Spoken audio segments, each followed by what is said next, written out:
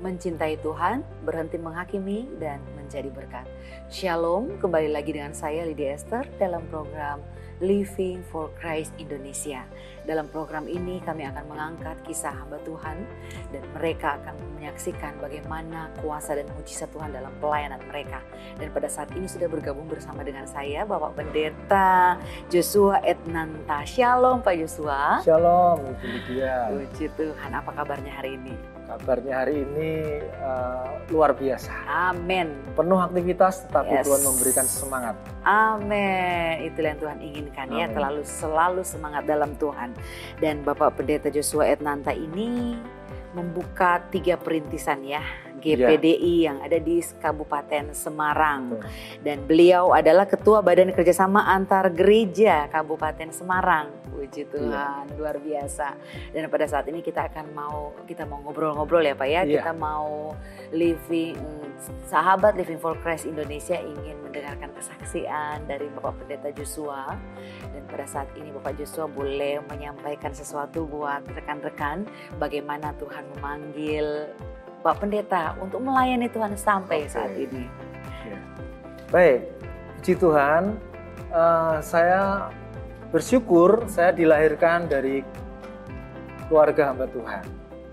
Jadi sejak kecil saya sudah mengenal pelayanan. Kami memang lahir dari keluarga hamba Tuhan yang sangat sederhana. Ya, waktu saya masih kecil, hidupnya susah, penuh pergumulan, ada penderitaan, ujian dan sebagainya. Tapi puji Tuhan orang tua saya tidak menyerah. Dan itu yang membuat saya berpikir, merenungkan, betapa besar dan kuatnya kasih Tuhan yang membuat orang tua kami tetap setia melayani meskipun di dalam keterbatasan. Nah, seiring berjalannya waktu, saya mulai belajar juga membantu pelayanan orang tua saya. Ya, saya melakukan apa yang dilakukan oleh orang tua saya. Ya doa pagi, ya kunjungan orang sakit, ibadah, dan sebagainya. Nah, dari situ saya memiliki jiwa pelayanan, sudah mulai timbul. Kemudian saya ingat waktu itu kelas 6 SD ya, jadi kira-kira 12 tahun. Udah langsung ingin, saya harus melayani Tuhan ini sepenuh waktu gitu. Sejak itu saya berusaha untuk membekali diri saya, melayani, membantu orang tua saya. Sampai saya SMA itu kelihatannya ya saya sudah bisa untuk memimpin ibadah gitu loh. Ya puji Tuhan. Masih sangat muda ya? Iya, tetapi saya belum punya SIM istilahnya. Karena belum sekolah pendeta, ya belum dilatih secara khusus. Tapi kerinduan itu tetap ada. Ya. Nah, dari situlah kemudian saya bercita-cita sebetulnya ingin sekolah Alkitab. Ya, kalau di gereja kami kan harus sekolah Alkitab untuk jadi pendeta. Namun rupanya waktu Tuhan, rencana Tuhan agak berbeda dengan kerinduan saya. Ketika saya selesai SMA, saya diterima di perguruan tinggi negeri waktu itu, ya di IKIP Semarang, sekarang UNES. Jadi saya, ini kesempatan bagus, saya harus belajar menambah ilmu. Jadi saya konsultasi dengan orang tua, gimana papi mami, apakah saya sekolah Alkitab atau kuliah dulu nih? Kuliah dulu saja. Ya akhirnya saya kuliah. Nah selesai kuliah 4 tahun, singkat cerita, saya kan harusnya sekolah Alkitab. Tapi sebentar, nanti dulu. Adik-adikmu perlu biaya, kamu sudah waktunya kerja. Saya harus kerja dulu nih. Kerja dulu. Jadi kerinduan saya untuk sekolah Alkitab, untuk jadi hamba Tuhan sepenuh waktu, ya tertunda lagi. Tapi tidak masalah bagi saya, karena saya juga memang melihat bagaimana orang tua saya bergumul ya. Adik saya ada 3, masih sekolah semua, jadi saya harus membantu. Nah, sehingga saya harus bekerja. Kebetulan saya bekerja di Yayasan Kristen, di Yayasan Betania yang bergerak di bidang literatur Kristen. Jadi saya ya tidak jauh-jauh lah dari firman Tuhan gitu ya. Saya masih bisa membaca hal yang rohani sambil bekerja mendapatkan penghasilan untuk membantu perekonomian orang tua saya, yaitu menyekolahkan adik-adik saya. Nah, itu setelah 17 tahun saya kerja, baru saya ada kesempatan karena adik-adik saya sudah besar. lepas, sudah bisa mandiri juga.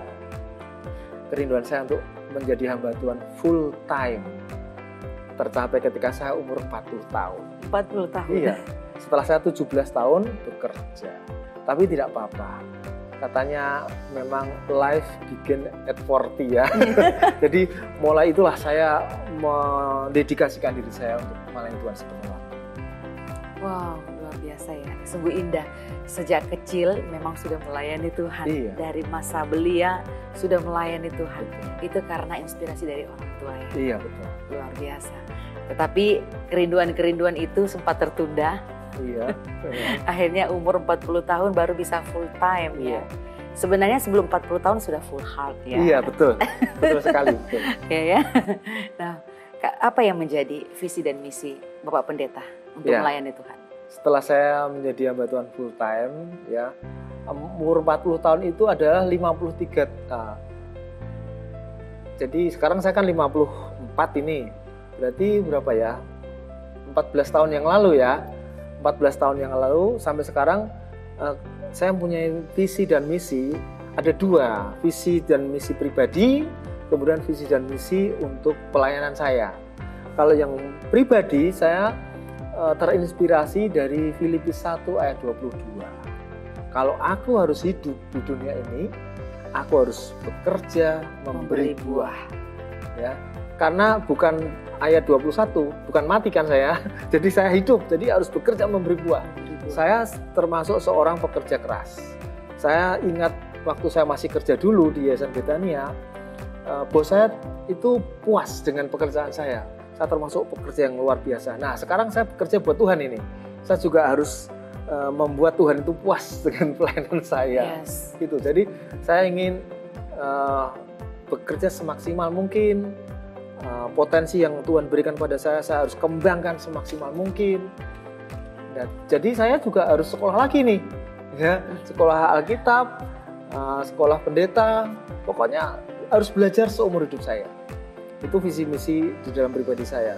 Nah, untuk pelayanan, ya saya rindu intinya setiap mulut mengaku Yesus Tuhan.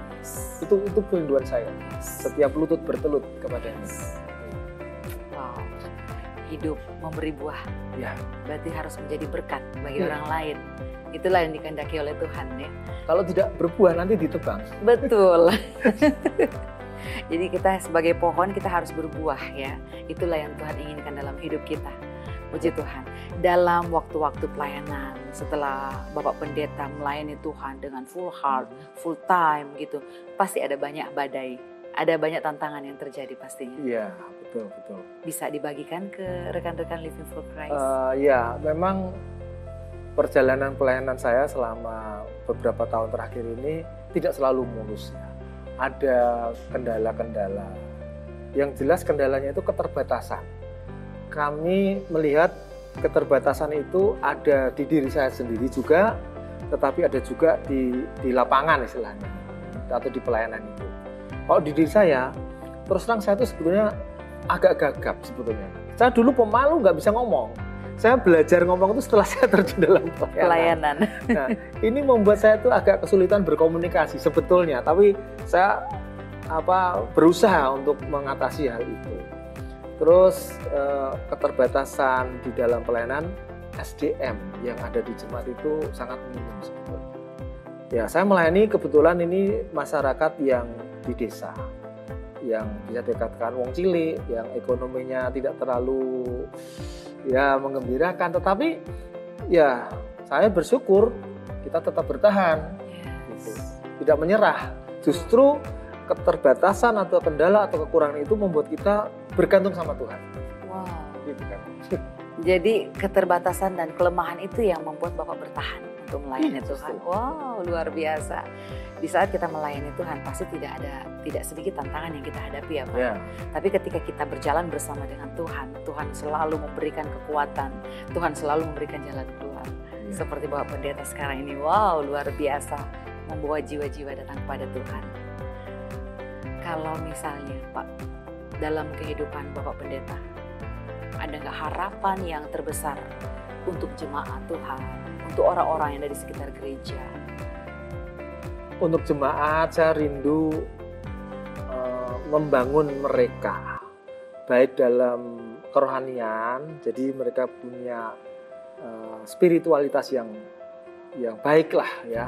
Karena terus terang kami kan tinggal di lingkungan yang mayoritas bukan Kristen kan, jadi tantangannya itu banyak sekali. Tapi kami ingin membangun mereka tuh mempunyai jiwa cinta Tuhan. Dan puji Tuhan, jiwa-jiwa yang saya layani, jemaat yang ada ini termasuk militan ya. Jadi misalnya dalam salah satu pos pelayanan kami, ada yang lama bertumbuh, bertambah jiwanya, tapi tetap setia. Nah itu, jadi kami tidak menyerah untuk hal itu. Kemudian ada lagi tantangan di sekitar kami itu kan banyak pabrik-pabrik ya. Sebetulnya kan potensi untuk penginjilan, tapi kami masih sulit juga untuk memenangkan mereka. Jadi ya itu menjadi PR bagi kami lah, untuk kami terus berusaha untuk memenangkan jiwa bagi Tuhan. Amin. Memenangkan jiwa bagi Tuhan membuat mereka tetap setia kepada Tuhan. Iya. Apalagi yang Bapak Pendeta bilang tadi, membentuk jemaat yang militan. Iya. Seperti apa Pak contohnya? Kebetulan saya suka baca buku, karena saya dulu bekerja di literatur Kristen. Saya suka memberikan pendalaman Alkitab. Jadi saya mengajar jemaat. Saya karunianya selain penggembalaan ada juga mengajar. Kebetulan saya juga dulu pendidikan saya kan di IKIP, Institut Keguruan dan Ilmu Pendidikan. Jadi saya punya cara lah untuk mengajar mereka. Tapi sekarang saya mengajar firman Tuhan ya.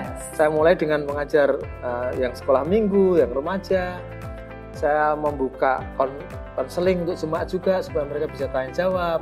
Jadi mereka merasa nyaman gitu, dan kebutuhan mereka terjawab, pertanyaan mereka ada solusinya.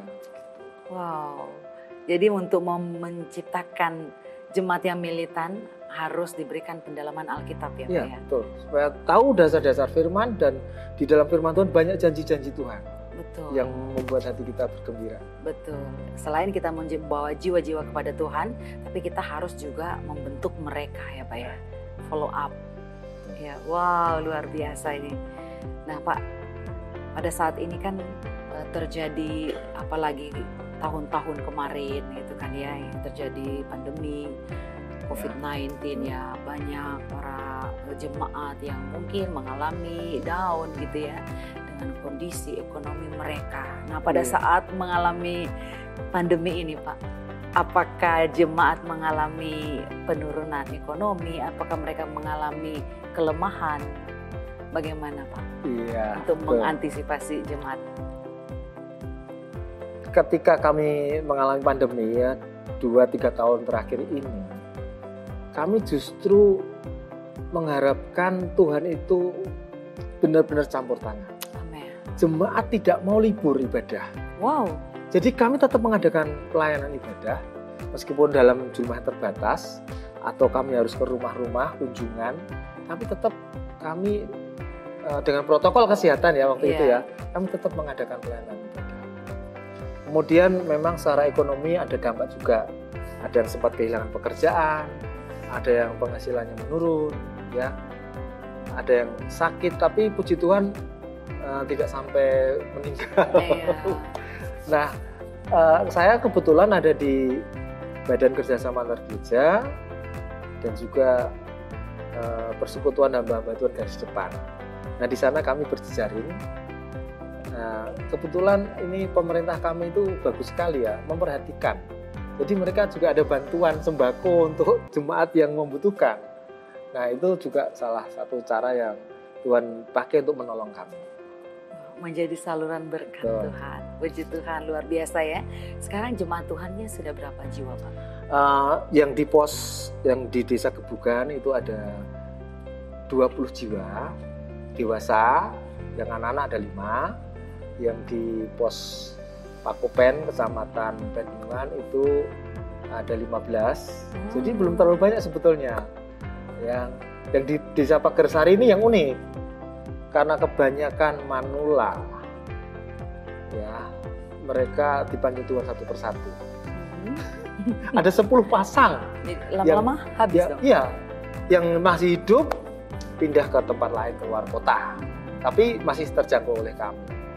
Tapi ada juga 1-2 yang kami masih layani, tetapi secara kunjungan perorangan.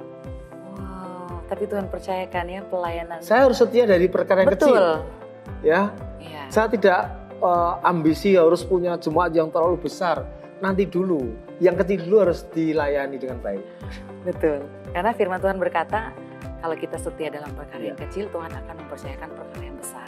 Betul. Dan bahkan kalau kita melakukan perkara yang kecil, Tuhan akan memberikan tanggung jawab yang lebih besar lagi. Ya. Wow, keren, luar biasa. Nah, ini satu kesaksian juga. Saya dalam melayani jemaat, jumlahnya memang kecil. Tetapi ketika saya dipercaya oleh teman-teman pendeta di kota ya, saya dipercaya pernah jadi sekretaris BKSAG, sekarang jadi ketua. Itu yang kami urusi ada 300 pendeta. Jadi lumayan banyak. Sehingga di sela-sela waktu pelayanan saya ke jemaat, saya harus mengurusi pelayanan ke pendeta-pendeta sekabupaten. Wow, luar biasa. Jadi ini satu bidang yang unik bagi saya. Saya kerjakan juga. Betul. Kepercayaan yang Tuhan berikan. Iya. Luar biasa, semangat. Dan di mana di situ sebagai pengurus BKSAG kami harus menjalin hubungan baik dengan pemerintah, ya, dengan sesama tokoh agama yang lain. Betul. Di FKUB. Betul. Jadi saya nikmati pelayanan ini. Betul. Jadi bukan hanya berdampak di dalam gereja, iya, tapi berdampak kepada masyarakat, bahkan pemerintah. Wow, luar biasa. Luar biasa sekali kesaksian yang kita sudah dengar. Sahabat Living for Christ Indonesia, kita tetap maju terus di dalam Tuhan. Karena kita percaya bahwa setiap pelayanan kita, sekecil apapun, ketika kita jalani itu, bahwa Tuhan akan memberikan sesuatu yang besar buat kita. Puji Tuhan, terima kasih Bapak Pendeta Joshua yang sudah membagi berkat pada saat ini. Dan doa kami bahwa Bapak Pendeta tetap selalu semangat dan Tuhan memberkati pelayanannya dan keluarga. Amin. Rekan-rekan Living for Christ Indonesia, kita sudah mendengarkan kesaksian dan cerita tentang Pendeta Joshua yang begitu semangat untuk melayani Tuhan, tetap setia melayani Tuhan dari perkara yang kecil, dan Tuhan akan mempercayakan perkara yang besar. Kami percaya bahwa Tuhan Yesus selalu memberkati kita semua. Maju terus dalam Tuhan, Tuhan Yesus memberkati. Shalom.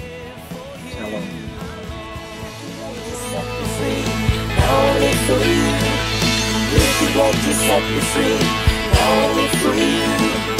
only for you.